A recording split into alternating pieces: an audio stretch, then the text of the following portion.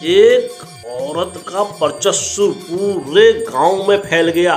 पूरे सल्ट गांव में इस तरीके से फैला कि आप सोचो, शमशान से पत्थर जल के लोगों को दिन दहाड़े लगते थे। अक्सर आप लोगों ने देखा होगा कि भूत के फेंके हुए पत्थर इंसान को नहीं लगते, लेकिन यहाँ पर क्या हो गया था दोस्तों, दिन दहाड़े किसी के नाक में पत्थर कट जाया करता था, किसी के हाथ में पत्थर लग जाया करता था, किसके शरीर में पत्थर लग जाया करता था। इस तरीके से घाव लग जाते थे दिन दहाड़े। वहाँ पर क्या हो गया था, मौत का खेल शुरू हो गया था। आपको कहानी मिथ्या नहीं है दोस्तों, 101% सत्य घटना है। और हमारे उत्तराखंड में ऐसी कहानियां घर घर में हर जगह में होती है दोस्तों। और हमेशा की तरह ऐसी सत्य घटना में आगे बढ़ने से पहले चैनल का इंट्रो।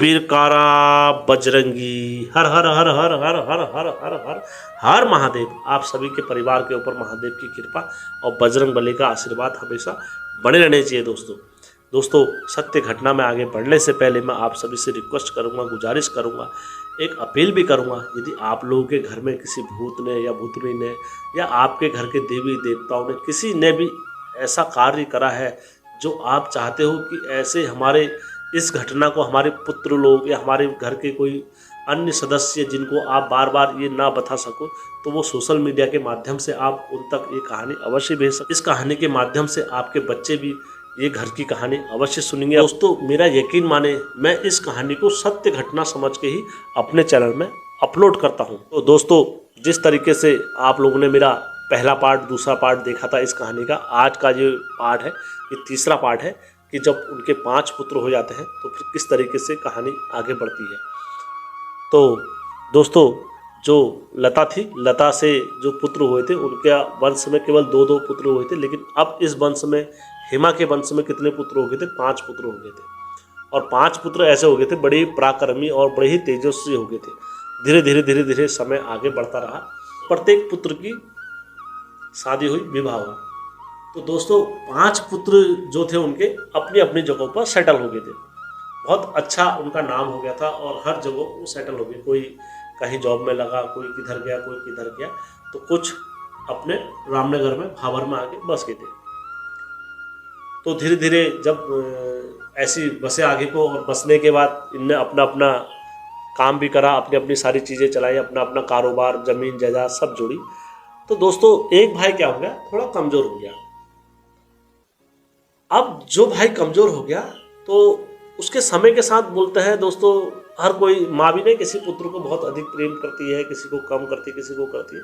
तो एक पुत्र क्या हो गया, उनका बहुत कमज़ोर हो गया। तो वह पहले तो अच्छा खासा था, लेकिन उसका विवाह हुआ। विवाह होने के बाद बोलते हैं जैसे पेड़ ने कुकड़ी टाइप की, इस टाइप से हो गई थी उनकी। अब इस तरीके से जब उनकी हो गई थी तो उनकी जो पत्नी थी, अक्सर क्या होता है, पूरी जवानी सब सही रहे, बुढ़ापे में क्या बोला जाता है, पति पत्नी का बहुत अच्छा प्रेम और बहुत अच्छा सहयोग बोला जाता है। लेकिन यहाँ पर क्या हो गया था, बुढ़ापे में वो दोनों कमज़ोर होते जा रहे थे और उनका एक पुत्र भी था। तो उनका जो पुत्र था और जो 2 बुढ़िया बाड़ी थे, तो उन लोगों ने क्या करा, धीरे धीरे जैसे समय आगे बढ़ता रहा तो वो कुकड़े जैसे हो गए। तो उनकी बुढ़िया जो थी अपने पति से घृणा करने लग गई थी। इतनी घृणा करने लग गई थी कि वो कुछ भी काम करते थे, जैसे खाना बनाया अपना खा लिया, बुढ़े को नहीं दिया। कुछ भी काम करना है तो अपना कमाया, अपना लेके आए और अपना करते थे सारे। और बुढ़े को बेचारा विवश हो गया। तो बुढ़े के दिन कैसे करते थे, कभी अपने उस भाई के वहाँ जाके, कभी अपने दूसरे भाई के वहाँ जाके, कभी अपने इस भाई के वहाँ जाके, उसने ज़िंदगी भर ऐसे खाया दोस्तों। अब जो उसका एक पुत्र था दूसरा वाला, तो वो बहुत ही अच्छा और सुशील था। तो उसने क्या करा, अपनी माँ का कहना माना। तो माँ का कहना मानते मानते वो जैसा करती थी उसकी माँ भी वैसा कर देती थी उसके साथ। अपनी माँ का कहना माना करता था। लेकिन पुत्र बहुत अच्छा था, तो हमेशा क्या बोलता था कि मम्मी हमें अपने उन भाइयों के साथ भी जाना चाहिए, वाले भाइयों के साथ भी जाना चाहिए, हमको उनके साथ भी रहना चाहिए। तो दोस्तों उनके साथ उनका क्या हो गया था, लता और के साथ उनका रसकस हो गया था। तो वो हमेशा उधर मेरे वाले ताऊ भी अच्छे हैं, मैं उनके पास भी जाऊंगा, मैं इनके पास भी जाऊंगा। जब भी कोई इस तरीके का प्रयास करता है तो बुढ़िया को उस घर से ज़रा सपोर्ट जैसा मिलने लग गया था वहाँ से, तो वो अपने पुत्र को वहाँ भेज दिया करती थी। धीरे धीरे ऐसे हुआ तो उनके पुत्र को बीमारी हुई, और बीमारी होने के बाद उनका पुत्र, जब पुत्र का लोड बढ़ता है ना दोस्तों, हमारी पहाड़ में कहावतें भी है, पुराना पत्ता झड़ता है तो नया पत्ता आता है। यदि नया पत्ता झड़ेगा तो पुराने पत्ते का कोई मोल नहीं होता है।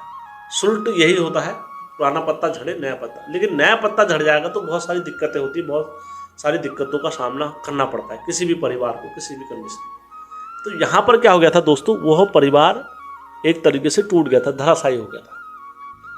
अब धीरे धीरे जब समय आगे बढ़ता रहा तो बूढ़ा भी इस गम के कारण बहुत सारी चीज़ों में वैसे पड़ा रहता था। अब घर में बूढ़ा पड़ा रहता था, वो कभी अपने रिश्तेदारों के पास जाता था, कभी उसके पास जाता था, कभी उसको किसी ने कोई मदद देने से इनकार कर दिया। अब जब सबने इनकार कर दिया मदद देने से, तो वो अकेला ही अपने रूम में पड़ा रहता था, कहता था अब क्या होगा, कैसे होगा। तो वो दिन रात भगवानों से यही दुआ मांगता था, हे भगवान मैं मर जाऊं, हे भगवान मैं मर जाऊं। तो दोस्तों वो लैट्रिन पेशाब भी बिस्तर में हो जाती थी, और ना उसको देखने वाला कोई, ना कुछ समझने वाला, और दिन रात वो बुढ़िया को गाली देते थे, और हर जगह जहाँ जाते थे मक्खियाँ मक्खियाँ मक्खियाँ, और थू इस टाइप से हो जाती। तो दोस्तों वो इतना बुरा समय आ गया उनका, इतना घुट घुट के और रो रो के उनके प्राण छूट गया अपने शरीर से। और बुढ़िया को तब भी दया जैसी नहीं आई। कभी कभार इंसान इतना पत्थर दिल हो जाता है। तो वो जब मर रहे थे तो उसने अपनी आमा को याद करा, उनने अपनी माँ को याद नहीं करा, अपनी आमा को याद करा मरते समय। उन्होंने कहा, हे मेरी माँ, हे मेरी आमा, आज जस दुख में पार लाग रहा हो, ऐसी दुख इस पर भी रखनी चाहिए। जिस तरीके से आज मुझे कोई मेरे परिवार में मुंह नहीं लगा रहा है, ठीक इसी तरह इसको भी कोई मुंह नहीं लगाना चाहिए।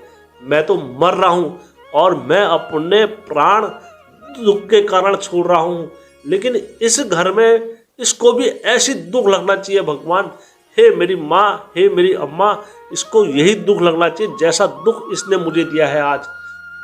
ये कह के उन्होंने अपने शरीर से प्राण छोड़ दिए। जब उन्होंने अपने शरीर से प्राण छोड़े तो दोस्तों उसी टाइम से क्या हो गया, उस घर में काल चक्र चल गया। एक तेज सा तूफान आया, और तूफान आने के बाद एक सन्नाटा पूरे गांव में फैला। कहाँ? सल्ट गांव में। तो वहां पर दोस्तों इतना खौफ हो गया था वहां पर, ये समझ लो। उसके बाद जैसे उनकी माँ, जैसे उनकी पत्नी बुढ़िया जो थी, वो अगर किसी ने रास्ते में अगर वो गेहूँ काट रही खेत में, तो वहाँ पर उससे किसी ने बोलते चाची नमस्ते, तो इतना कहने में ही उसके सर में पता नहीं कहाँ से आगे पत्थर लगते थे, भड़ाक कर चल के वो बेहोश हो जाते थे। आपको यकीन नहीं आएगा दोस्तों, जो पत्थर शमशान में गिरे रहते थे, वो पत्थर, जिन पत्थरों से चिताएं जलती थी, वो पत्थर उड़ के वहाँ उनके गांव में आते थे, और वो पत्थरों से लोगों को चोट लगा करती थी। और इस तरीके से दोस्तों जैसे कि बर्फ के सिल्लियाँ निकलती है भड़ाक करके, उस तरीके से भड़ाक करके इनके ऊपर चोट लगा करती। एक व्यक्ति को नहीं, दो व्यक्तियों के नहीं, कई व्यक्तियों को दोस्तों पत्थरों से चोट लगी, और इस तरीके से चोट लगी धराशायी घायल हो गए सब। एक उनका पुत्र था जो उस टाइम पर हाई स्कूल में पढ़ता था, तो उसके पूरे नाक में लगी, यहाँ से इतना, यहाँ से नाक में लगी, दिन दहाड़े पत्थर मारा दोस्तों, और पूरा नाक पूरा यहाँ से फट गया। एक के पाँव में मारा दोस्तों, पूरा पाँव फट गया। जो कोई भी उससे मतलब रखता था उसका उसी टाइम पर फैसला होता था। एक दिन नहीं, 2 दिन नहीं, 3 दिन, 4 दिन नहीं, उसी टाइम पर ऑन द स्पॉट फैसला होता था, और इतनी विकट तरीके से चोट लगती थी, हैरान हो जाते थे। अब क्या करें, मरता क्या नहीं करता। अब उनके परिवार पर सब लोग परेशान होंगे, क्योंकि बोला जाता है ना, जितने परिवार के सदस्य होते हैं तो उतनों को भोगना पड़ता है, क्योंकि वो खून का रिश्ता था, तो प्रत्येक लोग का ध्यान करना अति आवश्यक होता है परिवार में। तो सारा परिवार क्या हो गया, परेशान हो गया। जब सारा परिवार परेशान हो गया और ये सारी चीज़ें होता है, फिर हम पहाड़ों में क्या करते हैं, जागर लगाते हैं। जागर लगाने के बाद बहुत सारी चीज़ें करते हैं, तो वो जागरों में कभी नहीं खुला राज, क्या हुआ क्या नहीं हुआ।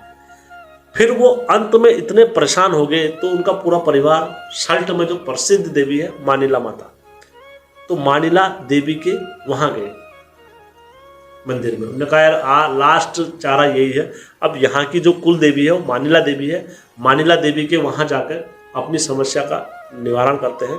ये क्या बात होगी हमारे गांव में, इसको कैसे सुलझाया जा सकता है। तो सब लोग मानिला देवी के पास, जब मानिला देवी के वहाँ गए, तो दोस्तों बोला जाता है पहले से जो मानिला देवी थी तो सर्वसर्वान बात करती थी। फिर समय बीता तो वहाँ मैंने आपको कहानी बताई है मानिला देवी की।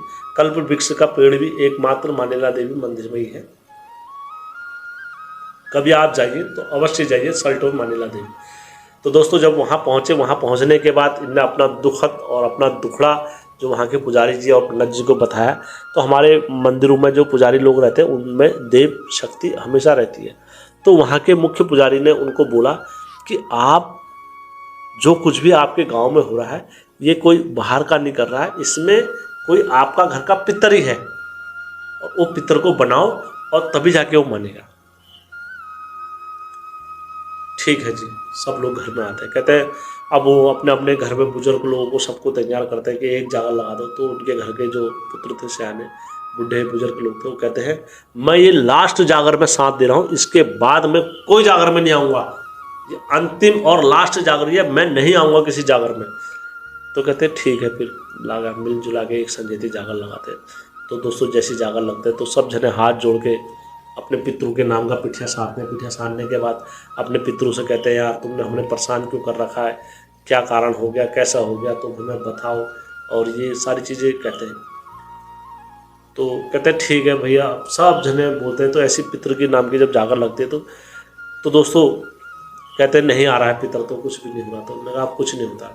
तो लास्ट में जब उनको गुस्सा आ गया तो उनका आपा बाहर हो गया। उनके भाई जो मरे नहीं थे, जिंदे थे, तो उनका आपा बाहर हो गया। उन्होंने कहा यार ये साला क्या हो रहा है, ऐसे हमारे घर में आज तक नहीं हुआ। आज हमारे घर गढ़वाली में बोलते हैं, आज हमारे घर देवता कहाँ की सब हर चीज़ ना, आज हमारे घर सब देवता, आज कोई भी नियम हमारे गांव में इतको घात पड़ गया और इतका दुख हो गया, और हमारे गांव में जो जितका जानो उसका ढूंढ पड़ जामे। तो दोस्तों इस तरीके से जब बात रखी उनने, बात रखने के बाद ये बहुत सोचा, सोचने के बाद उन्होंने कहा यार अब क्या करा जाए, किस तरीके से करा जाए। वो बहुत परेशान हो गए। परेशान होने के बाद दोस्तों उनके जो पुत्र थे उन पर देवता लोग आते थे। तो उनके पिताजी थे, तो उनने बहुत अशब्द बोले अपने घर के इष्ट के बारे में भी और उनके बारे में भी। तो दोस्तों खट से उन पर क्या आ गए, वो मरे हुए वृद्ध आदमी थे, वो खट से उन पर आ गए। मेरा इंद्र का भूत्यो 5 पांडव का भूति सिंह नारायण का भूति पिता भगत माता भगत का भूतिया 1600 भूति करण रोज भगत का बीच में हिजा मेरो 1600 भूतियो हिजा नाम ना चरत मोखे मलगो। और जैसे उन पर आए तो खट से रोते रोते रोते उन्होंने कहा तुमने मेरे को इतना परेशान करा, मैं इतनी विपता में मरा, तुम्हारा को अपना दुख दिखाई दे रहा है, मेरे को अपना दुख नहीं दिखा, तुमने मेरा दुख नहीं देखा, आज मैं ये हो गया, मैं परेशान हो गया। तो दोस्तों जब उसने कहा मैं ये वो हूँ, तो जो उनका भाई था दूसरा वाला, उसने उसको लट्ठे से मार दिया वही गद्दी में, उन्हें मारा लट्ठे से। उन्होंने तूने हमको पगला बना रखा, तू जीवन छिना भी नहीं खान दिया और हमको मर के भी नहीं खान देना था तू। तब उन्होंने कहा भैया मैं क्या करूं, मैं तो खुद वो हूं, और इनने मेरे को इस तरीके से तुमने उसका साथ दे रहे हो, आज तुमने मेरे को नहीं छोड़ा। दोस्तों बहुत ही परिवार का कंफ्यूजन रहा है और इस तरीके से रहा। उन्होंने कहा भैया जब मैं मरा तो मेरे को कोई देखने वाला नहीं था, तुम आज किस तरीके से कह रहे हो। तो ये सारी चीज़ें चली। तो उनने भी लास्ट में सब लोगों ने फिर हाथ जोड़े। उन्होंने कहा कैसे इसका विधि विधान हो सकता है, क्या हो सकता है। तो फिर उन्हें गुरु ने चाल लगाई। चाल लगाने के बाद फिर उनसे उनने वो लट्ठी छीनी, और लट्ठी छीनने के बाद वो बुढ़िया को मारा, और मारने के बाद उस बुढ़िया को वहाँ से बाहर निकाला जाकर से। और जागर से बाहर निकालने के बाद फिर उसने कहा आज के बाद कोई भी उससे संबंध नहीं रखेगा, जो उससे संबंध रखेगा उसके साथ मेरा बैर रहेगा, और यदि तुम मेरे खून के होगे तो उससे बैर नहीं रखो, क्योंकि इसने मेरे पुत्र को मारा और मेरे को मारा, और अब ये जेके क्या कर रही है, इससे तुम्हें सबको बैर रखना पड़ेगा, तब जाके तो मैं चलूँगा, और नहीं तो मैं हमेशा ऐसे रहूँगा। फिर सब लोगों ने कहा चलो ठीक है, जैसी तुम्हारी मर्जी है, जैसा तुम करना चाहते हो तुम करो, हम उससे नहीं रखेंगे परिवार के कोई भी सामने। तो दोस्तों फिर इस परिवार से वो हुआ, और सब पितर वगैरह नाचे, फिर उनके घर के नरसिंह गोयल सब नाचे। नाचने के बाद सभी ने रास्ता दिखाया, रास्ता दिखाने के बाद उन्होंने कहा आज के बाद इस घर में सब सुखी शांति रहनी चाहिए। तो दोस्तों जो कुछ भी मैंने बोला है इस 101% ये सत्य घटना है, इसमें मैंने कुछ भी असत्य नहीं बोला है। यदि आपको कहानी अच्छी लगी होगी तो दोस्तों के साथ शेयर करना कतई मत भूलना। हेमचू पहाड़ी चैनल आपका अपना चैनल है दोस्तों। धन्यवाद।